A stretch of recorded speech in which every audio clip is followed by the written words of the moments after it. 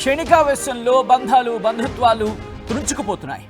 ఏకంగా దారి చూపుతాడు, లేకపోతే దారిలోనే ఉంటాడు, లేకపోతే జీవితాంతం కలిసే ఉంటాడు అనుకున్న వ్యక్తి తన జీవితాన్ని కడతెరుస్తున్న సందర్భాలు. మరి ముఖ్యంగా చదువుకోలేదనుకుంటే ఏమని అనుకోవడానికి, చదువుకున్న వాళ్ళు మరి ముఖ్యంగా సెలబ్రిటీస్ హోదాలో ఉన్న వాళ్ళు కూడా ఇటువంటి దుర్మార్గాలకు పాల్పడితే ఏమంటారు? ఆ ఘటనకు సంబంధించిన ఇంకొక ఘటన, ఈ ఘటన ఒక్కసారిగా అందరినీ షాక్ గురి చేస్తుంది. విజువల్స్ మీరు చూస్తున్నారు. బెంగళూరులో దారుణ ఘటన చోటు చేసుకుంది. ప్రేమించి పెళ్లి చేసుకున్నారు టీవీ నటి. ఆ టీవీ నటిని పొడిచి పరారైపోయాడు ఆ భర్త. అమృతధార సీరియల్స్తో అటు కన్నడ నాట తనకంటూ ఒక ప్రత్యేక గుర్తింపు తెచ్చుకున్నారు నటి శృతి.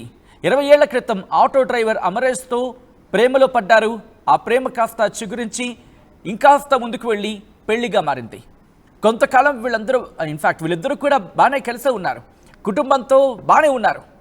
అయితే ఇన్నాళ్ళు అంటే 20 ఏళ్ల నుంచి వీళ్ళ కాపురం సజావుగా జరుగుతూనే ఉంది, సజావుగా సాగుతూనే ఉంది.